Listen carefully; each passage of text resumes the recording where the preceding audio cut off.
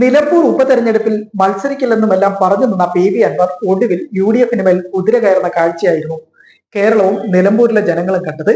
UDF പ്രവേശനത്തിന് മുൻപ് തന്നെ ഇടഞ്ഞ അൻവറിനെ ശാന്തമാക്കാൻ മുന്നിട്ടിറങ്ങിയത് ലീഗ് നേതൃത്വം മാത്രമായിരുന്നു. ലീഗ് നേതാക്കൾക്കൊപ്പം കൂടിക്കാഴ്ച നടത്തുകയും ചർച്ചകൾ നടത്തുകയെല്ലാം ചെയ്തത് അൻവർ സതീശനെതിരെ മാത്രമാണ് വിമർശന സ്വരങ്ങൾ ഉയർത്തി ആഞ്ഞടിച്ചത്. എന്നാൽ ചില സംശയങ്ങൾ ഇവിടെ ബാക്കിയാകുകയാണ്. അൻവറിനെ ആരാണ് വളർത്തിക്കൊണ്ടിരിക്കുന്നത്? അൻവറിന് പിന്നിൽ ആരാണ് കളിക്കുന്നത്? അൻവർ VD സതീശന്റെ മേൽ ചോദ്യങ്ങൾ ഉയർത്തി ഇപ്പോഴും നിൽക്കുകയാണ്. 2026 ഭരണത്തിൽ വരുമ്പോൾ തനിക്ക് ആഭ്യന്തരം വേണം, അല്ലെങ്കിൽ വനം വകുപ്പ് വേണം. ഇതാണ് ഉന്നയിക്കുന്ന ആവശ്യം. പ്രതിപക്ഷ സ്ഥാനത്ത് നിന്ന് VD സതീശനെ മാറ്റണമെന്ന ആവശ്യം കൂടി അൻവർ ഉന്നയിക്കുമ്പോൾ അൻവറിന്റെ പിന്നിൽ സതീശനെതിരെ തിരിയാൻ ആരെല്ലാമോ ഉണ്ടെന്നുകൂടി മനസ്സിലാക്കുകയും സംശയിക്കേണ്ടിയിരിക്കുന്നു. അൻവർ സ്വപ്നം കാണുന്നത് പോലെ UDF തന്നെ സ്വപ്നം കാണുന്ന മറ്റൊരു കൂട്ടരാണ് ലീഗ് നേതൃത്വം. ലീഗ് തന്നെയാണ് അൻവറെ മുന്നിൽ നിർത്തി കളിക്കുന്നത്. ലീഗിന്റെ കളിയാണെന്നതിൽ ഒട്ടും സംശയം വേണ്ട. UDF-നകത്ത് കോണിയുടെ കളികൾ പലത് കേരളം കണ്ടതാണ്. നിശബ്ദമായാണ് ഇക്കൂട്ടർ മുന്നോട്ട് നീങ്ങുന്നത്. ലീഗിന് മത്സരിക്കാൻ ലഭിക്കുന്ന സീറ്റുകളിൽ പോലും അവർ സുരക്ഷിതരാണ്. അവർ നിയമസഭയിൽ വിജയിച്ചെത്തുകയും ചെയ്യുന്നു.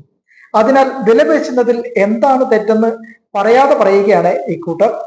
പലതവണ UDF പ്രവേശനത്തെ ചൊല്ലി അൻവർ VD സതീശൻ പോര് കനത്തപ്പോൾ മുന്നിൽ നിന്നതെല്ലാം ലീഗായിരുന്നു. കുഞ്ഞാലിക്കുട്ടിയുമായി പ്രത്യേകം ചർച്ച, കൂടാതെ പാണക്കാടെത്തിയും ചർച്ച. അങ്ങനെ ലീഗിൽ മാത്രം ഒതുങ്ങി നിന്നുള്ള ചർച്ചകൾക്ക് ശേഷമാണ് പ്രതിപക്ഷ നേതാവ് VD സതീശനെതിരെ കുറച്ചുകൂടി ശക്തമായ രീതിയിൽ അൻവർ ആഞ്ഞടിച്ചിരിക്കുന്നതും ഇപ്പോഴും ആഞ്ഞടിച്ചുകൊണ്ടിരിക്കുന്നതും. സതീശൻ കൊട്ടിയടച്ച വാതിൽ 23-ന് തള്ളി തുറക്കുന്നത് കാണിച്ചു തരാമെന്നാണ് അൻവർ ഇപ്പോൾ അവസാനം പറഞ്ഞു വെച്ചിരിക്കുന്നത്. ഇതിന് അൻവറെ പ്രേരിപ്പിച്ചിരിക്കുന്ന ഘടകം എന്താണ്? ഇടതിന്റെ വിജയത്തോടെ പ്രതിപക്ഷ നേതാവിന്റെ സ്ഥാനമാറ്റത്തിനുള്ള മുറവിളി ഉയരുമോ? അതുമല്ലെങ്കിൽ ധാർമ്മികതയിലൂടെ സതീശനെ താഴെയിറക്കാമെന്നാണോ കണക്കുകൂട്ടൽ? നിലവിൽ അതിനായി ലീഗിന് ഈ അവസരത്തിൽ വീണ് കിട്ടിയ ഒരു വടി കൂടിയാണ് അൻവർ. ലീഗിന് ഹൈക്കമാൻഡിന് മേലും വലിയ പിടിയാണ്. പ്രിയങ്ക ഗാന്ധി കേരളത്തിലേക്ക് എത്തിയാൽ പാണക്കാട് സന്ദർശിക്കാതെ മടങ്ങില്ലെന്നാണ് യാഥാർത്ഥ്യവും. ലീഗിനെ പിണക്കാതെ മുന്നോട്ട് പോകാനാണ് കോൺഗ്രസ് കിണഞ്ഞ് പരിശ്രമിക്കുന്നത്.